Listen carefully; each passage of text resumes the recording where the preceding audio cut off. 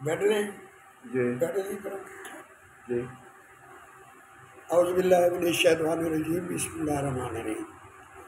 میں سید ارشاد حسین شاہ بخاری صدر کراچی ٹرانسپورٹ اتحاد و چیئرمین ادارہ ایکشن کمیٹی ایبٹ آباد سے میرا تعلق تھا، اب بھی ہے۔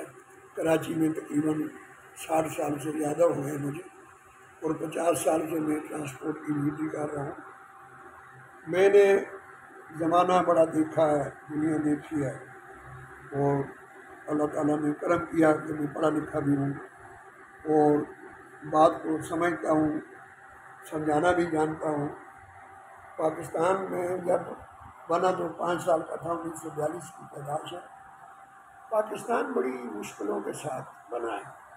حضرت قائد اعظم محمد علی جناح کی بلا انگیز قیادت اور مخلص قیادت موجود تھی پاکستان کے مسلمانوں کو، اور میں سمجھتا ہوں کہ ان کی ہستی اگر نہ ہوتی تو، یا ان کی جدوجہد نہیں ہوتی تو آج پاکستان ہمارے لیے وجود میں نہیں آتا۔ یہ ہماری خوش نصیبی ہے کہ قائد اعظم محمد علی جناح اور ان کے مخلص ساتھی ہمارے اس جدوجہد میں شامل تھے۔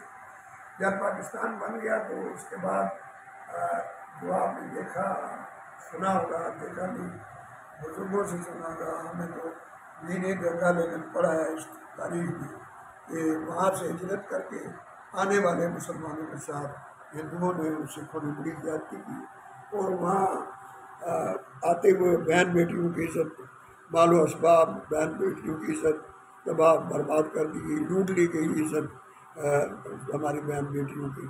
تو یہ بات آسانی سے نہیں کہی جا سکتی یا بلائی نہیں جا سکتی۔ پاکستان بہت قربانیوں سے حاصل ہوا ہے، لیکن بد نصیبی یہ ہے کہ قائد اعظم لیاقت علی خان، سردار عبدالرحمن نشتر اور اس طرح کے اچھے لوگ جلدی داغے مفارقت دے گئے، اور اس دنیا سے چلے جانے کے بعد پھر جو نظام رہا، سیاستدان جو رہے منصب اقدار، اور ابھی تک میں سمجھتا ہوں کہ وہ مخلص لیڈر جو وہ تھے، وہ ان کی طرح اگر مخلص لیڈر آج بھی ہوتے تو پاکستان کی یہ حالت نہ ہوتی۔ لیکن ایک بات جو دیکھی گئی ہے وہ یہ ہے کہ دیکھیں، انڈیا نے ایٹم بم بنایا، اور اس کے مقابلے میں بھٹو نے شروع کیا تھا ایٹم بم بنانے کا سلسلہ، وہاں سے شروع ہوا۔ ان کے دماغ میں آئی بات کہ ہم عیار دشمن کا مقابلہ کر رہے ہیں، بنیے گا۔ تو وہاں سے چلتے چلتے ضیاء الحق نے اس کی پرورش کی، اس ایٹم بم کی، اور پھر نواز شریف نے اس کا دھماکہ کیا۔ یہ تینوں ہستیاں اگر اور کسی طرح سے بھی یاد نہ کی جائے تو میرے خیال میں تاریخ میں یاد کیا جانا چاہیے کہ ان تینوں کی کاوش تھی، اور ابتدا ذوالفقار علی بھٹو نے کی تھی۔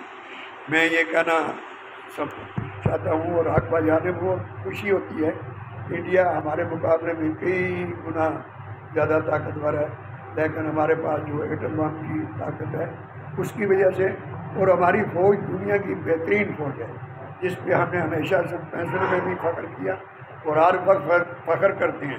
یہ بات ذہن سے لیڈر بھی نکال لیں اور ان کے چاہنے والے بھی، اگر فوج نہ ہو تو پاکستان نہیں ہے، تو پاکستان نہیں ہے تو پھر ہم بھی نہیں ہیں۔ یہ بات ذہن میں رکھ لیجیے گا۔ یہ میرا پیغام ہے پوری قوم کے لیے، پوری ینگ جنریشن کے لیے بھی۔ فوج کے خلاف باتیں کرنا اور گالی گفتار کرنا یہ کسی طرح مناسب نہیں ہے۔ ہماری فوج نے اور دیگر جتنی بھی ہماری افواج ہیں یا ہماری پولیس ہے، ہزاروں لاکھوں کے حساب سے اپنے شہیدوں کو دفنا چکی ہے، اور شہادت کا رتبہ انہوں نے حاصل کیا ہے۔ ہماری قوم کی خاطر، قوم سے لڑتے ہوئے، قوم کو بچاتے بچاتے، قوم کی حفاظت کرتے کرتے وہ شہید ہوئے ہیں۔ لہذا ان کے بچے ابھی جو موجود ہیں، اللہ تعالیٰ ان کی زندگی کرے، ان کو بھی قابل بنائے۔ ان لوگ نئی بھی فوج میں لوگ ہیں، کہیں بھی ہیں، اپنی افواج کی قدر کیجیے اور پاکستان کی قدر کیجیے۔ اپنے گندے خیالات ذہن سے نکالیں اور مثبت خیالات ذہن میں ڈالیں، اور پاکستان کی ترقی کے لیے ہر بڑا چھوٹا محنت کرے اور کوچ کا بھی ساتھ دے، اور حکومتوں کو بھی اللہ تعالیٰ ہدایت دے جو اچھے لوگ حکومتوں میں آئیں اور پاکستان کی ترقی کے لیے کام کریں۔ بہت بہت شکریہ، اللہ حافظ۔